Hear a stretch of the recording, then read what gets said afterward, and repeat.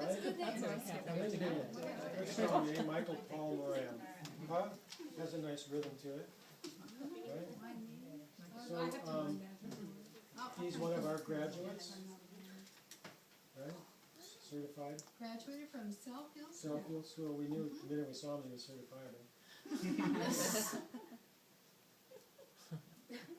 And Nikki. Nikki I'm sitting Hagemeyer. down today, yeah. His better half or three-quarters. Right. And what was your name? Oh, Javier. Javier, yeah, he's part of what's going on here too, obviously. We're upstairs. Probably Denise. Might need one more, or structures open too. Anyway, Mike's taught this a couple of times before, and we may teach it again sometime. It's just our attendance. If you want, you can. So, I'd like to welcome Mike here tonight. Looking forward to this with some anticipation, as are you, I'm sure. Chocolate, we're talking about chocolate. Right? Woo! And I won't say anything more about it. Give it over to the guy that knows about chocolate. Yay! Hello everybody, I'm Michael Paul, and I like to think of myself as kind of a culinary herbalist. So I like to take herbs and food and put them together and eat it. And I like to teach people how to do that as well. So what we're going to get into is obviously you're here for chocolate, and you want to know. So I think the first point I would want to make is this is raw chocolate. So what's the point of raw chocolate? You know, why? Well, you know, I'm sure like people have been hearing like, oh, you see really expensive raw chocolate bars, and we see, you know, people talking about the health benefits of chocolate, and basically it's a cold press method.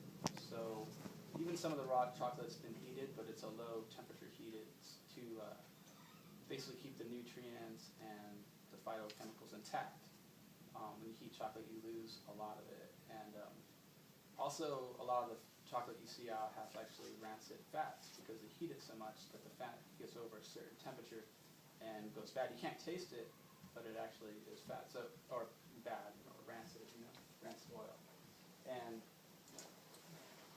the method I'm going to teach is just a cold process method of how to make chocolate and how to add herbs to that.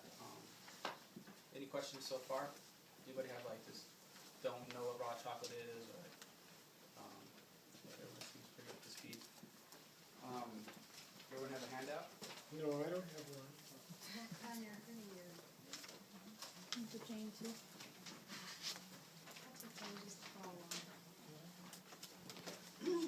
So, in the beginning of the workshop, I'm going to teach how to make chocolate drinks, because I think that's traditionally how cacao was enjoyed, was through drinks.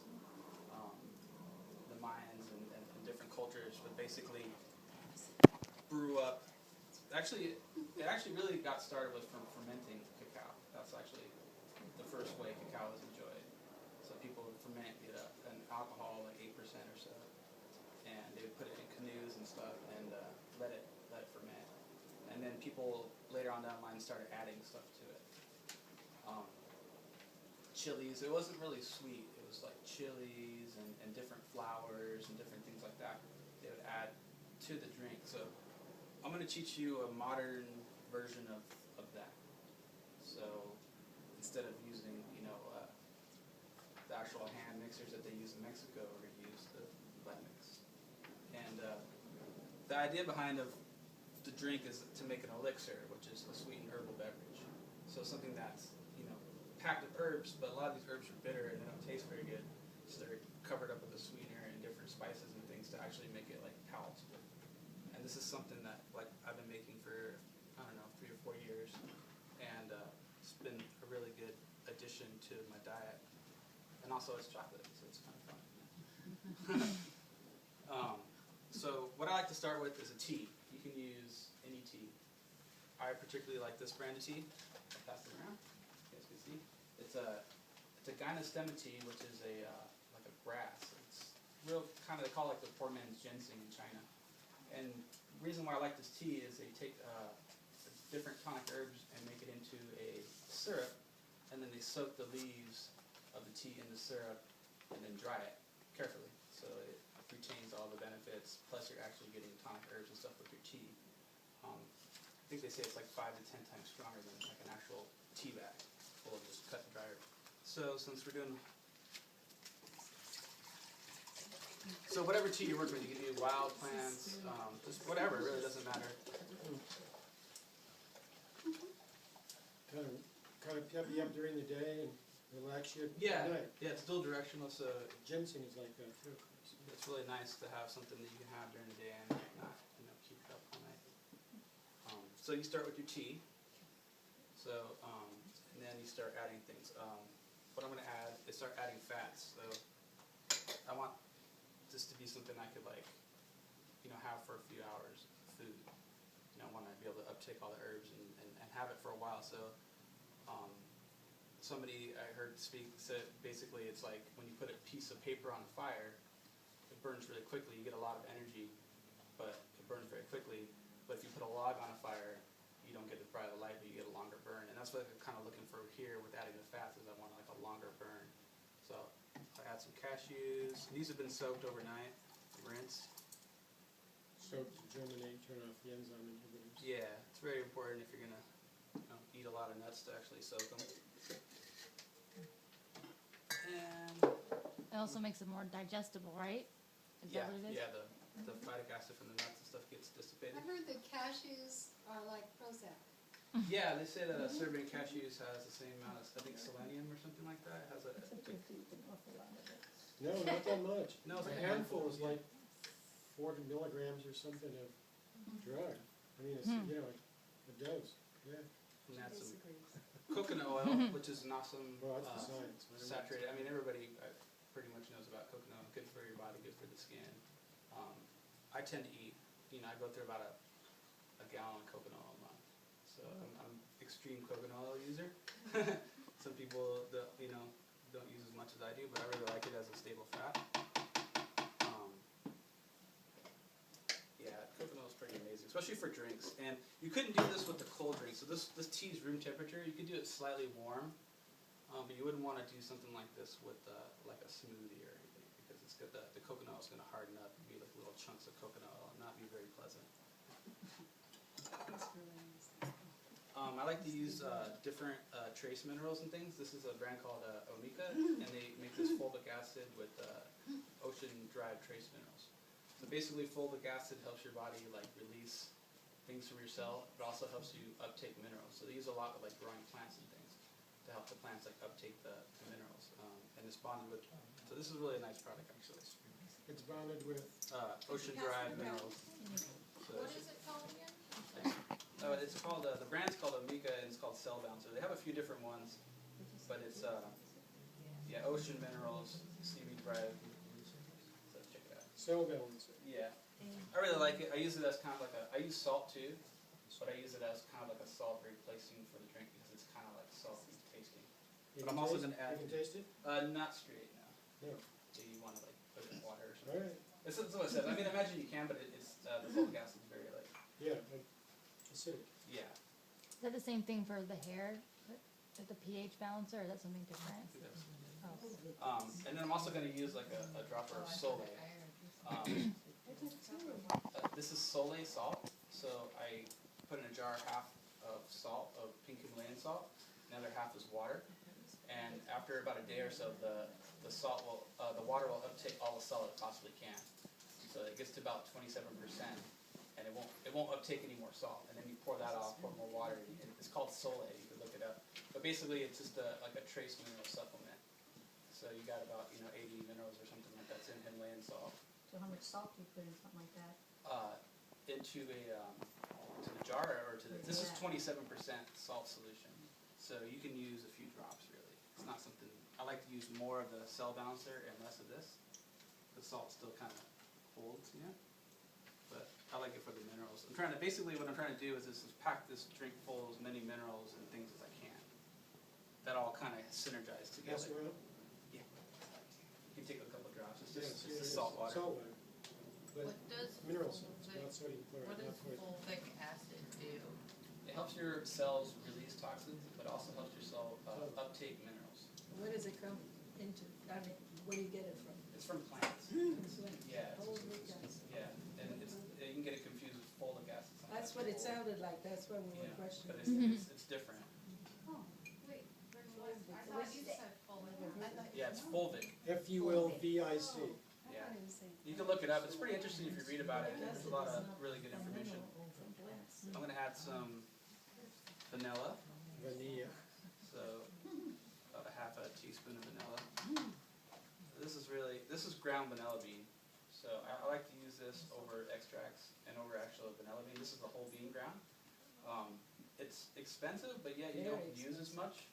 I think this is like $12. But if you go to Pete's, they have Madagascar vanilla beans for $2.95. The whole bean? Pete's Coffee carries. No, I'm not kidding at all. Martha Stewart would be odd if she knew.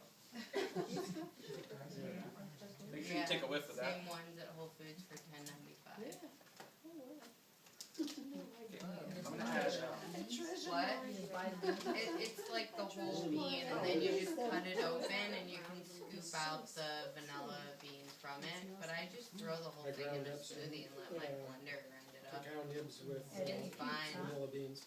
Huh? I found that if At I Pete's, yeah. I find it at the one in La Jolla. I'm sure the one over here has it too. freezer. $2.95, yeah. To make it more brittle, and it For ground the up a little more whole, fine. Mix that One with bean. the raw Yeah. cacao One with the bean. raw vanilla. Oh, I actually had cacao recently. Not So for a half the pound, vanilla no, cacao. but like the Wow. whole bean. And You get a lot I had it of like the whole milk. bean though. Yeah. Considered that. Yeah, I opened them yeah. and I scraped. Okay, so Here we go. I'm gonna add. This is Shilajit. Now they use this in Ayurvedic medicine, and basically it's not herb. It's a mineral pitch. So Say it again, what is it? Shilajit. What is that's that on the pitch? paper, right? It's a mineral pitch, kind of like how pine trees put off pine pitch. I don't think it is on there. This is in the Himalayas. They It's just something he's been doing. when the rocks crush all the plant material, it's crushed down over like thousands of years, and this stuff like actually comes out of the rocks. So it is plant material, but it's sort of petrified Mm-hmm. So, and squished. yeah, so it's a mineral pitch is what they call it. Yeah. So you got, 80, 90 minerals that are all bioavailable, also humic and fulvic acid as well. Cool. So really, they call it the destroyer of weakness in Ayurveda. It's like one of their top herbs. Like this and holy basil are pretty much up there. Although this is technically not inert, but Yeah. from that kind of material. No, it's another half teaspoon. That was a quarter teaspoon. You don't really want a lot of that because it's very strong. And that one's not in the handout, Yeah, if you want to know. but we're gonna do an email list later. If you want to write next to it Shilajit, we can go ahead and send you some information about it.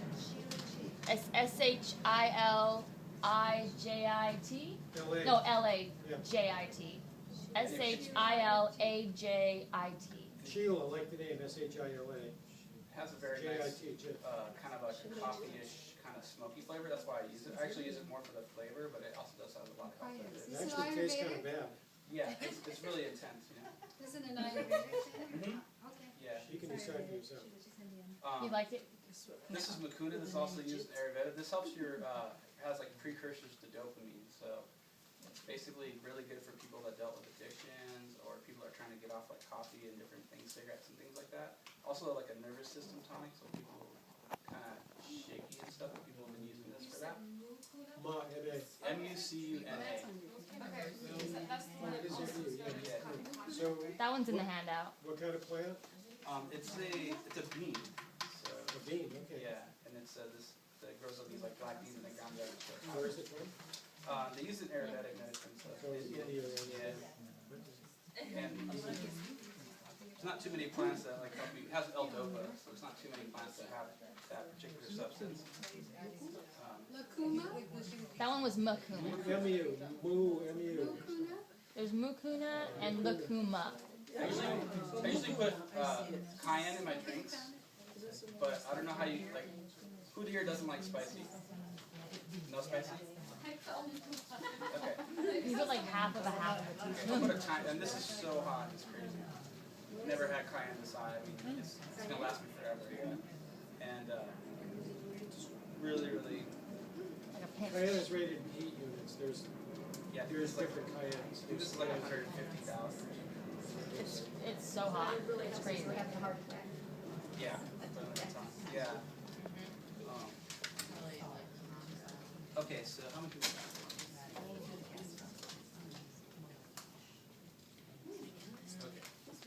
So Thank you.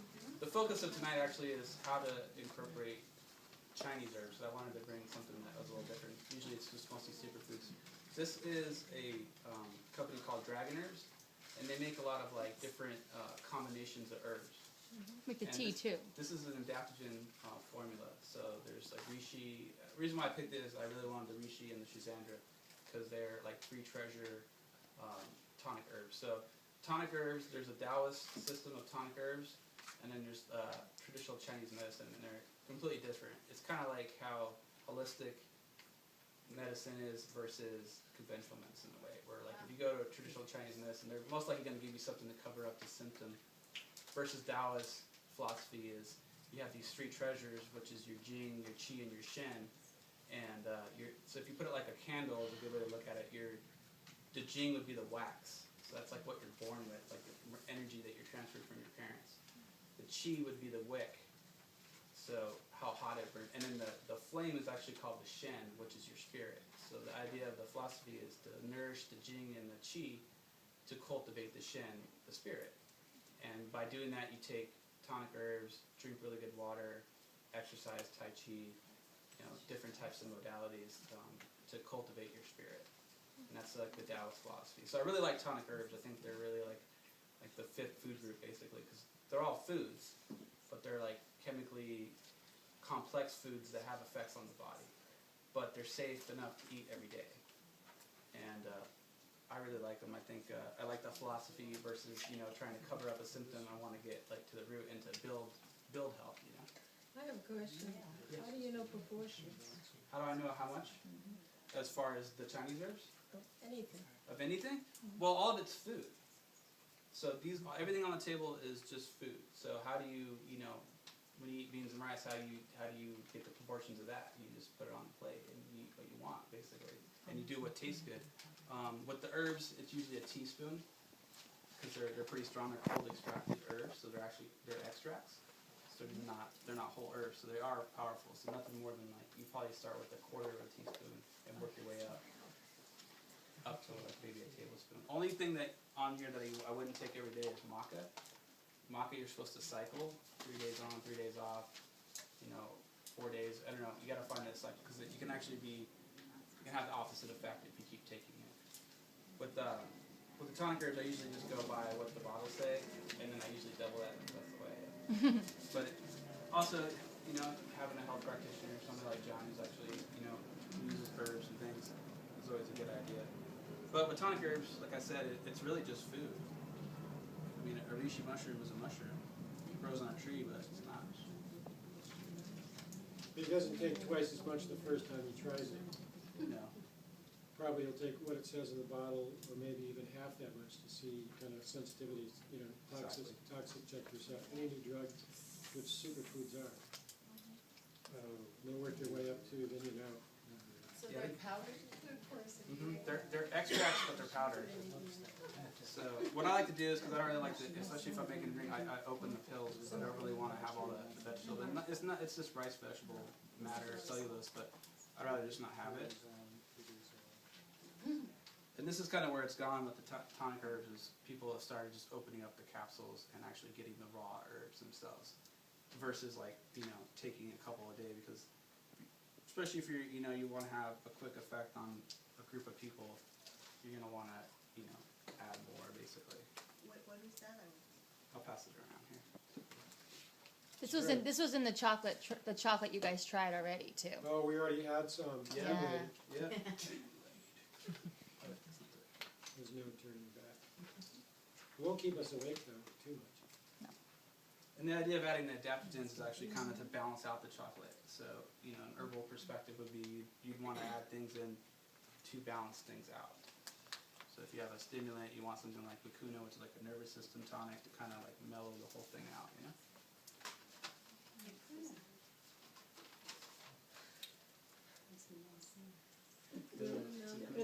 No worries. So how many of These those guys are capsules are you very- putting in? I'll have to separate probably 10 or 12. So I think the dose is 3 per person, so it's only going to be a slight dose, And I don't want to put enough to really like make it taste bad. How much with this is this gonna all yield? The whole drink? It'd probably be like 10 cups.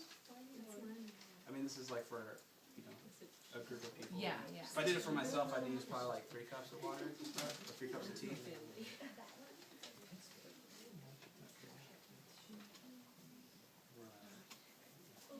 Okay, so I'm going to add some chia. You guys familiar with chia? Pretty much, I think everybody. Those are ground up? These aren't. These are just whole, but since I'm going to blend them, Yeah. they'll get completely broke down in the Vitamix. Add like probably like a tablespoon of chia. What kind of fun. Okay, lucuma, not to be confused with lucuma. This actually I use as a non-glycemic sweetener. It's called egg fruit, and it's really nice. It has like a maple kind of undertones and stuff to it.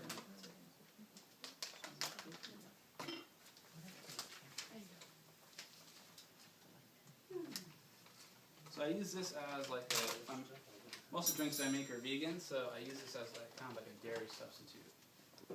So I add like 2 heaping tablespoons. Do you make this every day for yourself? Not every day, no. But sometimes I do. Sometimes I do. It just depends. Like sometimes I don't have chocolate. Like I'll just do like a. That's good? Yeah. Sometimes I'll do like a chai drink or so like different flavors. I don't do chocolate every single day. When you don't have to explain it, how long does it usually take you? It's pretty quick, maybe 5 minutes, depending on how long it takes the tea to make and cool down.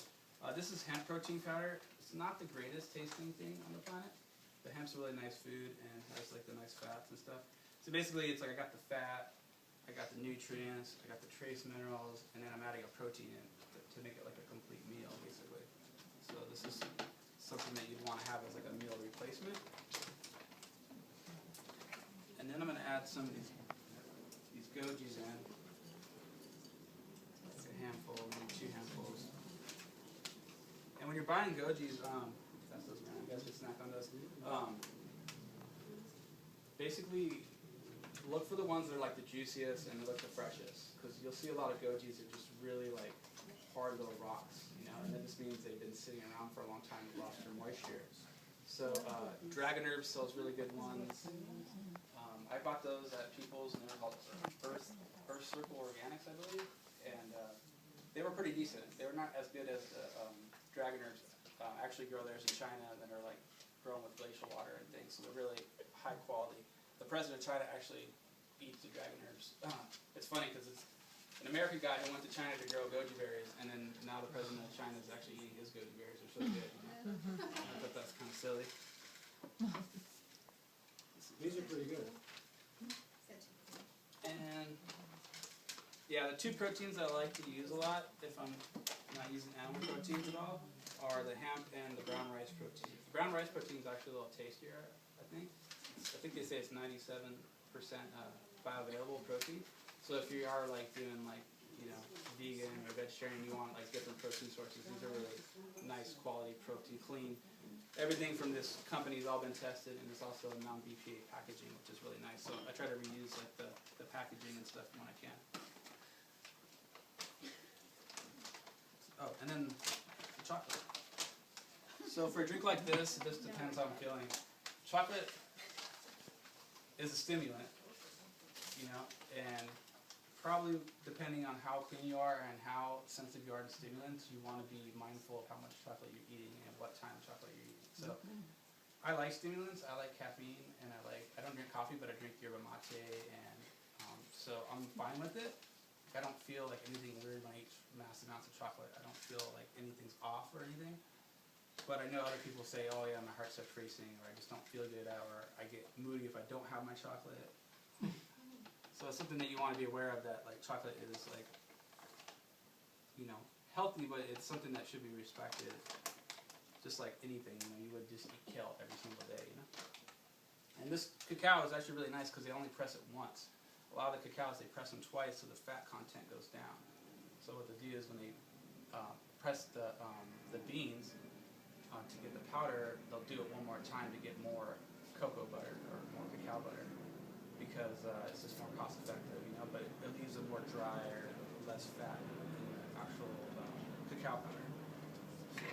So, oh, and then sweetener choice. I like honey. I like to use a lot of stevia for events, and for things I use this clear agave. You notice like this is a lot clearer than most of the agaves that you see. the wrapper agave is a lot of it comes from Mexico, and a lot of it is controlled by the tequila industry. So there's been stories of people like crushing up candies and throwing them in with the agave, and they tested a lot of agaves, and it wasn't really all just agave. Some of it was corn syrup and mixed down. So if you're buying one, you want to get it from Ultimate Superfoods or First Shift Products, and you can tell, you know, like, and how that looks, and you can actually smell agaves too, and you can smell that they've been really cooked at a high temperature. Versus this is something they can actually like show the science. They can show like what's in it and everything. She gets in and says, "What mischief can I get into?" This is Willow, for those of you who don't know.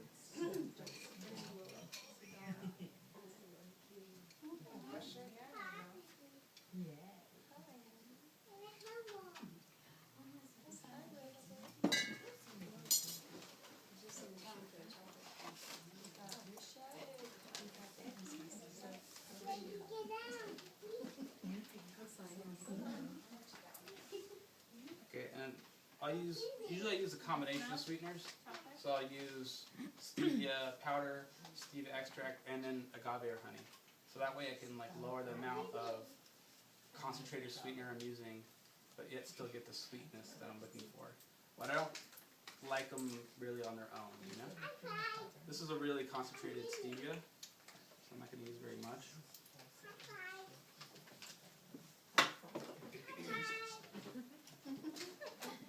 See you later. Make a bunch of Bye.